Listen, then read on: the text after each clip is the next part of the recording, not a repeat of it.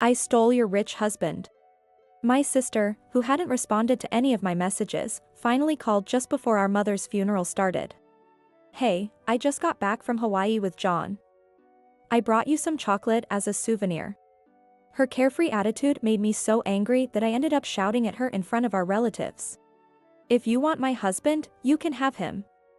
Just get to the funeral.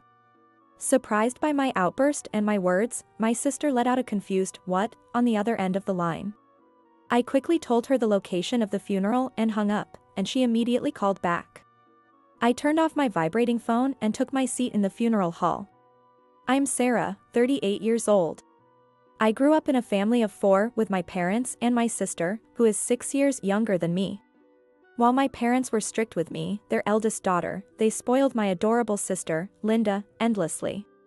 Since she was a child, whenever Linda wanted something, she'd flash her brightest smile and say, "Sarah, I want this," and I would always give in. As a result, her habit didn't change as she grew up, and now she's become a very troublesome sister, something I deeply regret.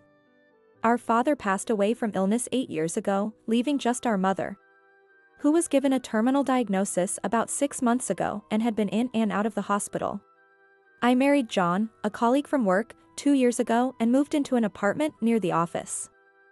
For the past 6 months, I have been driving an hour to my parents' house to care for my mother between work. Meanwhile, my sister broke up with her boyfriend and quit her job a year ago, moving back home but still pushing the caregiving duties onto me, saying, "You're better at this than I am." I had to take a caregiving leave from work for the past month to be with our mother, but despite my efforts, she passed away 2 days ago. A week ago, Linda said, "I'm going to Hawaii for a bit," and left. Of course, I tried hard to stop her before she left, but she didn't listen to a word I said and went anyway. At the funeral, the priest's chanting ended, and the mourners began offering their incense. Thanks to my mother's kind nature, many friends and relatives came to pay their respects. Many of my colleagues also came to offer their condolences. "I'm so sorry about your mom. Thanks to you, Robert, I was able to take caregiving leave and spend the last moments with her." Actually, Robert is my father-in-law and the president of the company where I work. He has been very considerate and supportive during my mother's illness. By the way, where's John? I didn't see him during the service. He's been on a business trip overseas since last week and hasn't been in touch. Really? I'll ask the sales manager, Tom, about it. My father-in-law's company is very large, and my husband, John, works there as a salesperson in a different department from mine. His catchphrase is, "I'm always busy with business trips." I tried to accept that work kept him away, but not having him or my sister around when I needed support the most left me feeling very alone. Robert, who is a busy man as company president, took time out of his hectic schedule to attend the funeral. I was deeply moved by his presence and had to hold back my tears from spilling over. On the bus to the crematorium with my relatives, I turned on my phone, hoping to see a message from my husband. There were nearly 30 voicemails, most of them from my sister. Pick up the phone. Stop lying just to get back at me for stealing John. Her voice was hysterical and accusatory. Stealing John? Did she say something like that? I realized that during the chaotic moments before the funeral, I hadn't really paid attention to what Linda was saying on the phone. Linda and John were having an affair? No way. Now, shock and confusion welled up inside me. Does that mean John went on the trip with her? What the? I hurriedly checked the voicemails, and a few were from my husband. "Sarah, I'm sorry. But you're strong and can live on your own. Linda needs my support. So let's get divorced." Hearing such a line straight out of a soap opera, I muttered, I wish I hadn't listened to this. Why did I have to find out that my husband and sister were having fun in Hawaii during my mother's funeral? We're already heading to the crematorium, so if you want to say goodbye to Mom, come now. I couldn't leave it like this, so I reluctantly called my sister. Don't joke about such serious things. Just because you're upset about losing John. It's true. Sure, it's tough losing a rich husband who's next in line to be the president. I understand how you feel. But there's a fine line between an acceptable lie and an unacceptable one. You're an adult, you should know better. I never expected those words from you. I'm shocked that I didn't notice the affair between you and John. Yes, that's right. Linda sounded incredibly pleased. She's always loved playing pranks, and when I fell for them, she'd sound this cheerful. I sighed in exasperation. Anyway, this isn't the time for this. If you want to say your last goodbyes to Mom, come now. Enough with that lie already. Then why don't you ask John to call his dad and confirm it? At this, there seemed to be a conversation between the two on the other end. They probably never expected me to involve my father-in-law. It seemed my husband took the phone. Sarah, are you serious? Believe what you want. I'm hanging up. Shortly after, the bus arrived at the crematorium. It's my final goodbye with Mom, and my head is a mess. Overwhelmed by the past few days and the grief of losing my mother, I couldn't hold back my tears anymore. Seeing me cry, one of the relatives comforted me. Your mom must be grateful to you for taking care of her till the end. We stood before the furnace, where my mother's coffin lay, and offered our prayers. Mom, thank you for everything. This is really goodbye. As the furnace door clanged open and the coffin started to slide in. Wait. Where's Mom? My sister and husband rushed in, shouting. Linda tried to cling to the coffin, but the door closed right in front of her. No. I haven't said goodbye to Mom yet. Stop it. Linda wailed, while John stood behind her, stunned. Let's move, so we don't disturb others. Why didn't you tell me earlier? Because of you, I missed saying goodbye to Mom. Because of me? Yes. If it was so serious, you should have told me earlier. You didn't say anything. How many times had I explained Mom's condition to her? Every time, she would say, I don't understand, so I'll leave it to you. Yeah, it's your fault, Sarah. This happened because you didn't explain things properly. Even my husband was blaming me, which made me furious. Then where were you both and what were you doing? As I raised my voice, they fell silent, finally. If you can't say it, I'll do it for you. You were having a fun affair trip in Hawaii, right? My words left our relatives in stunned silence, their whispers filling the air. Up until now, whenever they asked, where's Linda, or isn't your husband coming? I had always made excuses to avoid making them look bad. Mom, I'm sorry. I really wanted to send you off peacefully. But I knew I had to confront this here and now. When did the affair start? You knew I was taking caregiving leave to stay with Mom. It was so hard, and I asked for your help many times. But you two were off having fun together, right? Shut up. It's your fault. You should have kept John interested. You neglected him. What does that mean? You should have prioritized John. He told me you only talked about work and caregiving at home. Isn't that sad? So, he said that. When I glared at John, he quickly looked away, avoiding my eyes. You were so proud of having a rich future CEO as your husband, but that's why I took him. You're always like that. Actually, even in high school and college, Linda would always take my boyfriends away. With John, it didn't happen only because she had a boyfriend and was living with him at the time. Too bad. Now I'll be the future president's wife. So, just divorce him already. Fine. You can have John. I'll divorce him.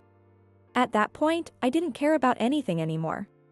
When I decided to marry John, I didn't know he was the president's son. He had been transferred from a regional branch to the main office, where we worked in the same department. John, with his cheerful and friendly demeanor, quickly became popular in the office. I admired him, and he approached me first.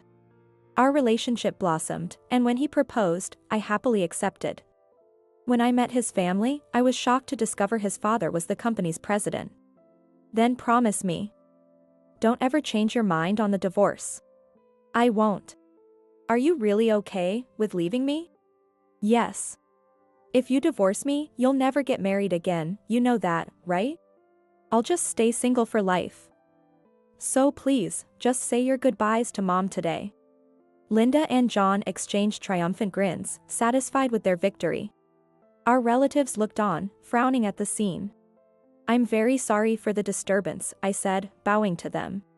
Linda muttered, "I hate how you always act so nice," loud enough for me to hear. I've put up with so much, thinking of her as my sister. But no more. I'll divorce John and cut ties with her. I don't have a family anymore. And that's how I'll move forward. I bit my lower lip hard. 2 weeks later, I moved out of the apartment I had shared with John and started living in a new place near the office. I put our family home up for sale, leaving nothing behind. Linda moved in with John, taking my place. The divorce papers were signed and submitted. By now, they were probably enjoying their carefree newlywed life. Well, now that I've finished all the paperwork for Mom, it's time for my revenge. Watch over me, Mom. I smiled slyly at my mother's portrait, imagining the upcoming events. Enjoy your newlywed life while you can, you too. The next day, after returning to work and greeting everyone at the office, my phone was flooded with voicemails. "Hey, what the hell is this? We're divorced. Why do I have to pay $30,000 in alimony?" Fearing they might show up at my new place, I reluctantly agreed to meet them at a diner. The moment they arrived, John, frothing with rage, started yelling. "I got papers from a lawyer. What's this about alimony? We're already divorced." "Yeah. What's going on?" I had my lawyer demand $40,000 from John and $30,000 from Linda in alimony. It seems they had received the documents. Given the situation, you'd think they'd have seen this coming, but apparently, they didn't. I was utterly exasperated. You know, alimony can be claimed even after the divorce. That's not fair. You two ruined my marriage with your affair. This falls under joint tort liability, according to civil law. Joint what? Anyway, the fact is you cheated, so you have to pay. Seeing that they couldn't argue against the law, they fell silent for a moment. Then Linda looked at me with disdain. "So, you're just after money. Fine, John will pay it. If I borrow from Dad, I can easily get $70,000 to cover both of us. John, you have no savings. Linda, are you sure you want to be with a man without money? John's going to be the president soon. We'll be rich, so this is just temporary. So, Linda, you're also after money." "No, I have lots of love for him. Dad always said he'd retire at 65. In 2 years, I'll be president." "Really? I hope you become president." "Of course I will. I'm the only son. We'll see." I couldn't hold back my laughter any longer. "What's so funny?" Linda asked. But this was just the beginning of my revenge. "John, you've been on leave, claiming it's for a family funeral, right? My mother-in-law is family, isn't she?" "True, but everything you've done is exposed now." "What? Did you know your father came to Mom's funeral?" I hadn't told John or Linda about that. So, John assumed his father knew nothing about the events at the funeral. "I've told the company and your father that you lied about taking caregiving leave and went to Hawaii with your affair partner." "What? You haven't done any caregiving, yet you took leave for it. Also, several of your business trips were just trips with Linda." I reported that too. "How did you find out?" Linda posted photos on social media with dates and locations, including some with you in them. "You knew about my social media? It's the same account you told me about when you were in high school." "I figured it out." Linda looked panicked, and John was stunned. "So, Dad knows everything? Just like my mother was family to you, he considered her family too." "Naturally, he found out about the funeral, and I told him everything. Robert had been in constant contact with me after the funeral. So I kept him informed of everything. He is furious. He also said he never intended to make you president." "What?" "But I'm the only son. He said there's no rule that the company should be inherited by family.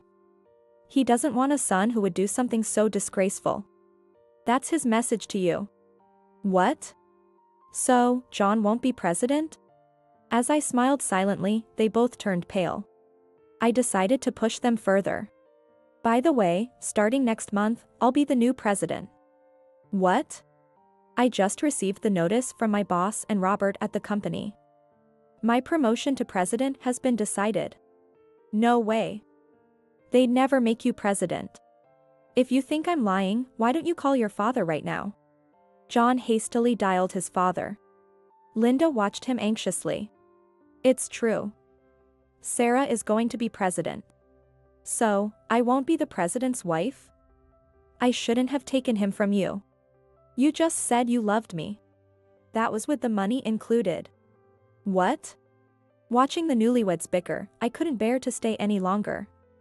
I stood up. If you want to fight, do it somewhere else. Don't forget the alimony. Please, don't abandon me. I'm sorry, Sarah. Take care of me. I brushed aside their outstretched hands and left the restaurant. In the end, they divorced. John was disowned by his father and fired from the company. Now, he's working multiple part-time jobs to pay the alimony. Linda, I've heard, started working at a nightclub. It went well at first. But then she got involved with a bad guy and ended up in a terrible situation. And I became the president. Though, it's actually for a small subsidiary focused on caregiving, which I proposed during my leave. We operate out of a small space in the main office. Still, Robert has high hopes for the caregiving business's potential growth. I'll do my best from here on.